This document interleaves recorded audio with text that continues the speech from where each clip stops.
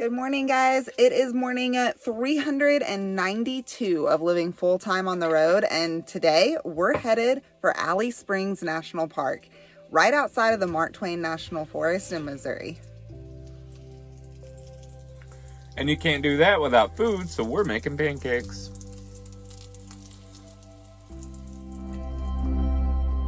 With our bellies full, it was time to pack up and hit the road.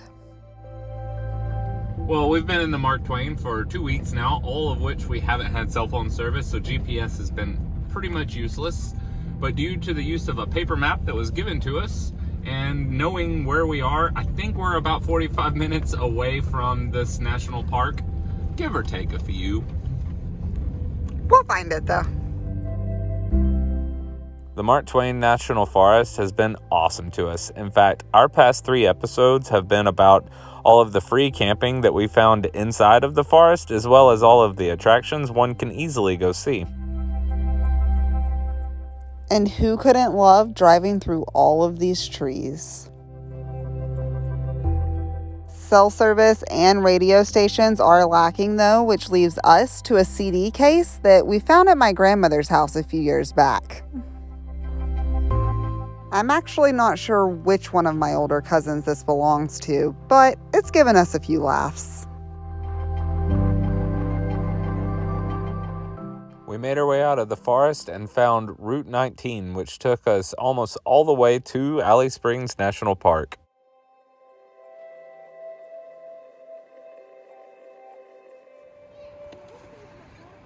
You guys stay inside. We'll take lots of naps and we'll see you soon. Good night.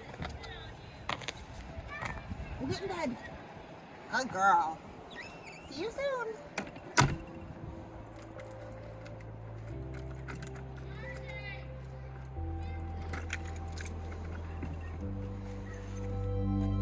Alley Springs is a little more crowded than most places we like to go, but after getting there, it's easy to see why people come. Wow, look, you can see the fish. They're tiny though.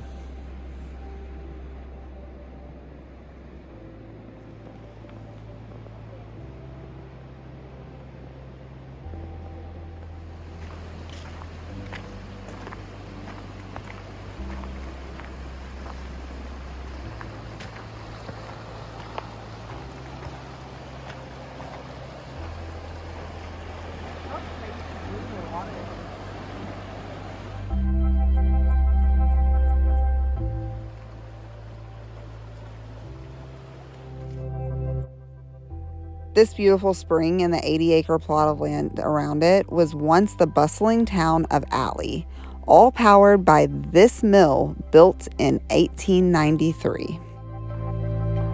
Alley was home, farm, and school for people who lived here a century ago. Dances, baseball games, and roller skating were all part of Alley's busier days.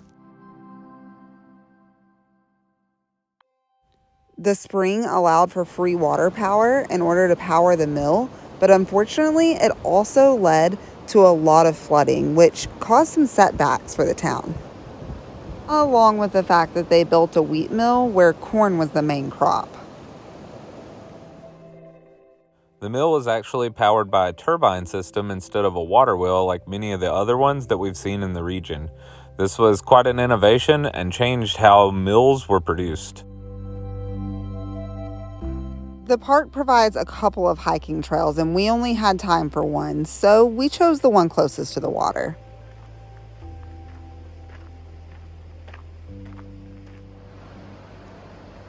For those of you that follow us along on our journey, you know that Kelsey was not exactly up to climbing rocks when we first took off on the road. Now that she's able to walk, she seems to be up every rock face that we come across. What is it?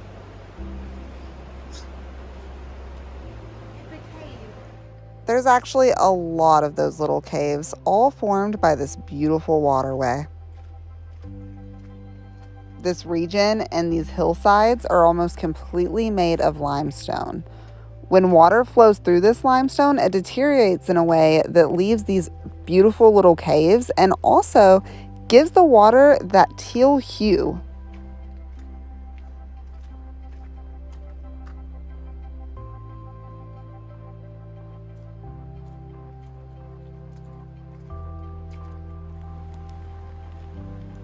Alley Spring is actually part of a much larger network called the Ozark National Scenic Riverways, and that protects many of the other springs that we've been to over the past few weeks. Some of those include Big Spring, Greer Spring, and Dripping Spring. We can't say enough how grateful we are that beautiful places like this are being preserved so that we can not only come out and explore, but also learn about our history and about the people who settled this land so long ago.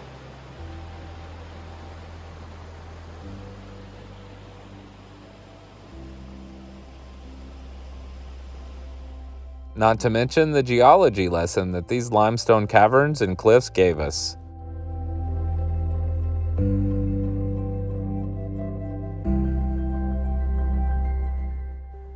All these springs are basically large aqueducts funneling groundwater down through limestone, which then deteriorates dolomite, causing these beautiful colors and leaving these awesome formations behind.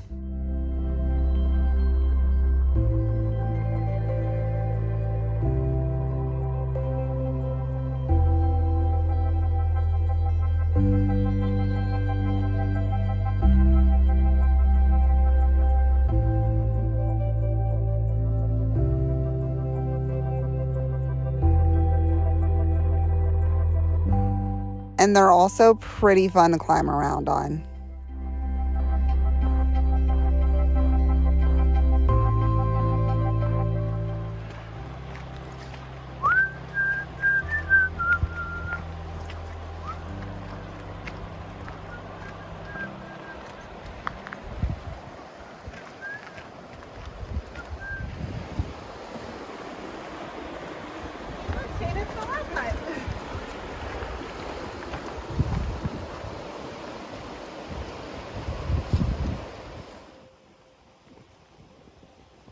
All in all, Alley Springs is definitely a place that we would recommend visiting.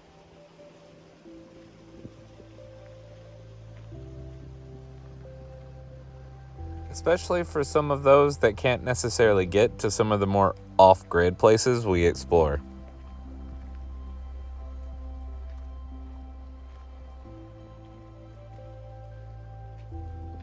An easy manicured hiking trail that's only 1/3 of a mile long provided us with all of this beauty, all of this history, and all of these geology lessons.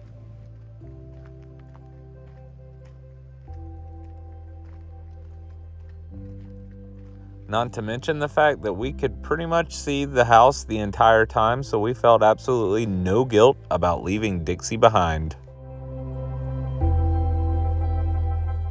Maybe a little bit of guilt. She's completely comfortable in the house, but she's always so happy to see us again. We knew we had some miles to cover, but we figured we had at least a little time for one more adventure before we hit the road.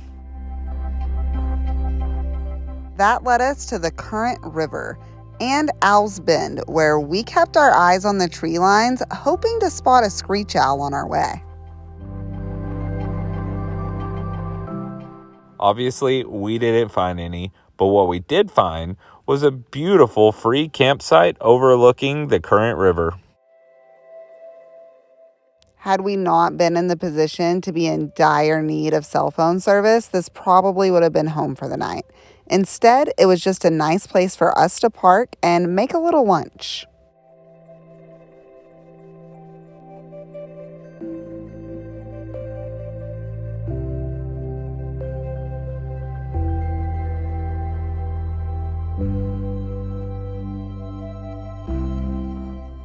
Over the past 2 weeks, we've fully explored this entire region of the Mark Twain National Forest, and we've determined there is no cell phone service.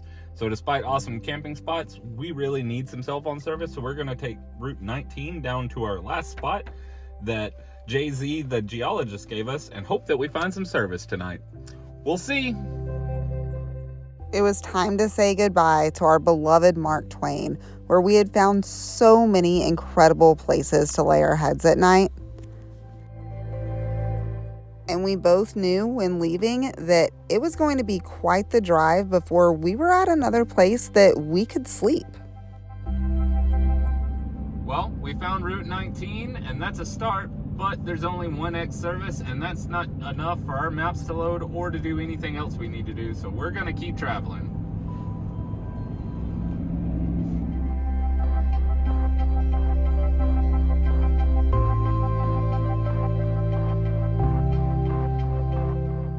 We drove and drove without seeing any sign of cell phone service, despite the fact we were on some of these fancy paved roads. We stopped at every town that had so much as a gas station, but with no luck. And in no time, we're fighting a losing battle with the sun.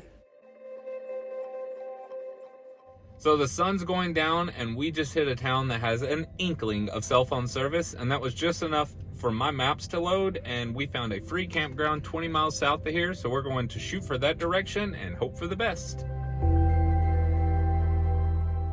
And that led us to the type of roads that the Love Hut is a little more familiar with.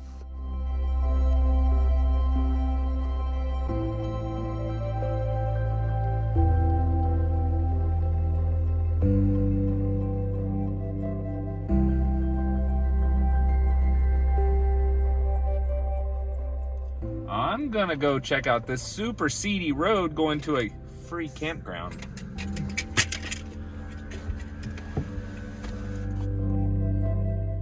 Since that time that we got stuck in the sand in Nevada, Shane always gets out and checks any road that he thinks might be a little questionable before we drive down it.